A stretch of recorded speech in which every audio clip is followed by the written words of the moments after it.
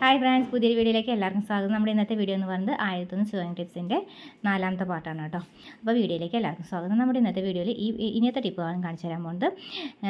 ഇതുപോലൊരു ഇതെന്താ സംഭവം എന്ന് വെച്ചിട്ടുണ്ടെങ്കിൽ നമുക്ക് കട്ട് ചെയ്യുമ്പോൾ തന്നെ നമുക്ക് അടയാളങ്ങളൊക്കെ എടുക്കുന്ന സമയങ്ങളിലൊക്കെ നമുക്ക് അളവുകളൊക്കെ എടുക്കുന്ന സമയങ്ങളിൽ നമുക്ക് ഉപയോഗിക്കാൻ പറ്റാവുന്ന ഒരു മാർക്കറാണ് കേട്ടോ. ഈ മാർക്കർ ഉപയോഗിച്ച് നമ്മൾ വരയ്ക്കുകയാണെങ്കിൽ ഇതിന് ആകെ റേറ്റ് വന്നിട്ട് 10 റുപ്പീസാണുള്ളത് കേട്ടോ.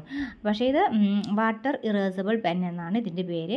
ഇത് വെച്ചിട്ട് നമ്മൾ വരച്ച് കഴിഞ്ഞാലോ അടയാളപ്പെടുത്തി കഴിഞ്ഞാലോ നമ്മുടെ ആവശ്യം കഴിഞ്ഞാൽ നമുക്കത് ഭാഗം നമുക്ക് മായ്ക്കാൻ പറ്റും. കുറച്ച് വെള്ളത്തിൽ ഒരു കോട്ടൺ ടവലിൽ വെള്ളത്തിൽ മുക്കിയിട്ട്, അല്ലെങ്കിൽ ഒരു കോട്ടൻ്റെ ഒരു പഞ്ഞി വെള്ളത്തിൽ മുക്കിയിട്ട് ജസ്റ്റ് ഒന്ന് അതുമേ ടച്ച് ചെയ്താൽ മതി. അപ്പോൾ നമ്മൾ വരച്ച അടയാളപ്പെടുത്തിയ മാർക്കുകളൊക്കെ അത് പോയി കിട്ടും.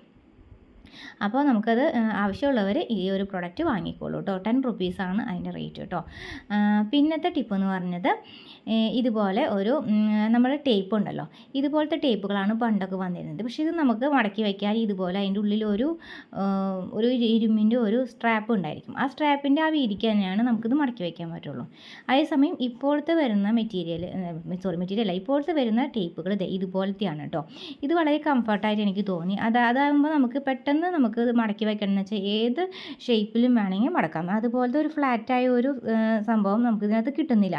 ഒരു ഇരുമ്പിൻ്റെ പീസ് ഉണ്ടല്ലോ, അത് സ്റ്റാർട്ടിങ്ങിൽ വരുന്നത്, ആ സംഭവം അതിനകത്ത് വെക്കാത്തത് കൊണ്ട് നമുക്കിത് എങ്ങനെ വേണമെങ്കിലും മടക്കി വെക്കാനും എളുപ്പമുണ്ട്. വളരെയധികം സോഫ്റ്റും ആണ് കേട്ടോ. നല്ല ഫ്ലെക്സിബിളായിട്ടാണ്. മറ്റേതാകുമ്പോൾ നമുക്ക് അത് സ്ഥിരമായിട്ട് ആ രീതിക്ക് തന്നെ മടക്കുമ്പോൾ അത് അവിടെ ഒടിയാൻ സാധ്യത കൂടുതലാണ്. മടക്കുകൾ കറക്റ്റ് ആ ഭാഗത്ത് തന്നെ ചെയ്യുമ്പോൾ ഒടിയാൻ സാധ്യത കൂടുതലാണ്. ഇതാകുമ്പോൾ നമുക്ക് ഏത് രീതിക്ക് എങ്ങനെ വേണമെങ്കിലും വെക്കാം. കുറച്ച് സ്ഥലവും മതി ഇത് വെക്കാനായിട്ട്. നമുക്ക് ഏത് ഷേപ്പിൽ വേണമെങ്കിലും വെക്കാൻ പറ്റാവുന്ന രീതിയാണ്.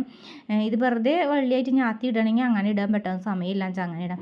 എങ്ങനെ ഇട്ടാലും കുഴപ്പമില്ല. കണ്ടില്ല, ഇത് എല്ലാ രീതിയിലും നമ്മുടെ ഇങ്ങനെ ഫ്ലെക്സിബിളായ രീതിയിലാണ് കേട്ടോ. എങ്ങനെ വേണമെങ്കിലും നമുക്ക് മടക്കി വയ്ക്കാൻ എളുപ്പമാണ്. അപ്പോൾ ഇത് വാങ്ങിക്കാത്തവർ ഇതൊന്ന് വാങ്ങിച്ചു നോക്കിയോളൂ. ഇതിൻ്റെ ആ ഒരു ജോലി വർക്ക് നമുക്ക് ഭയങ്കര ഫാസ്റ്റായിട്ട് എടുത്ത് വയ്ക്കാനും ഒതുക്കി വയ്ക്കാനും ഒക്കെ എളുപ്പമുണ്ട്. പഴയതാകുമ്പോൾ അത് ഇതേപോലത്തെ ഒരു സ്ട്രാപ്പ് വെച്ചിട്ടാണ് നമുക്ക് അതിൻ്റെ മുകളിൽ ചെയ്യുന്നത്. അപ്പോൾ ഇതേപോലെ തന്നെ എടുത്ത് വെക്കണമെങ്കിൽ.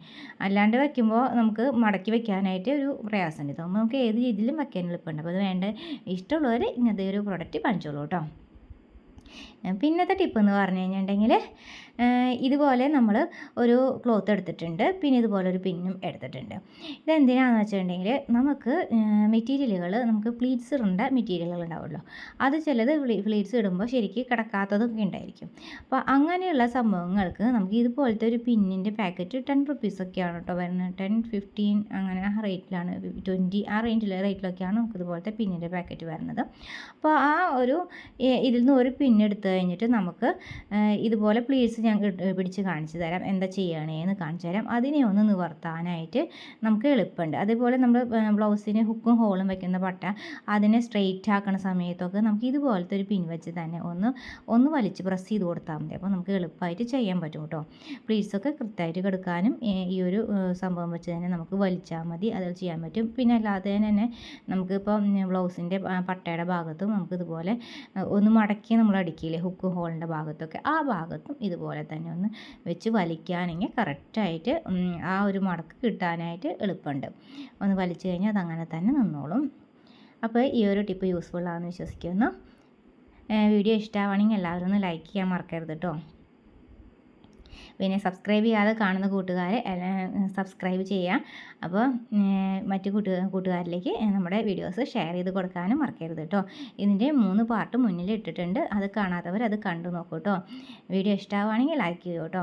അപ്പോൾ നമുക്ക് പ്ലീറ്റ്സ് എടുക്കാനൊക്കെ എളുപ്പമുള്ളൊരു ഐറ്റമാണ് ഇത്. ഇങ്ങനത്തെ പിന്നുകൾ നമുക്ക് 10 രൂപയാണുള്ളൂ കേട്ടോ. 10 20ൻ്റെ ഉള്ളിലായിരുന്നു തോന്നുന്നുണ്ട് റേറ്റ്. അത് കൃത്യമായിട്ട് എനിക്ക് ഓർമ്മയില്ല, വാങ്ങിച്ചിട്ട് കുറച്ച് നാളായി. പിന്നത്തെന്ന് പറയുന്നത് ടിപ്പ് എന്ന് പറഞ്ഞാൽ ഇതുപോലെ ഒരു സൂചിയൊക്കെ വയ്ക്കുന്ന ഫുൾ സെറ്റ് ബോക്സാണ് കേട്ടോ.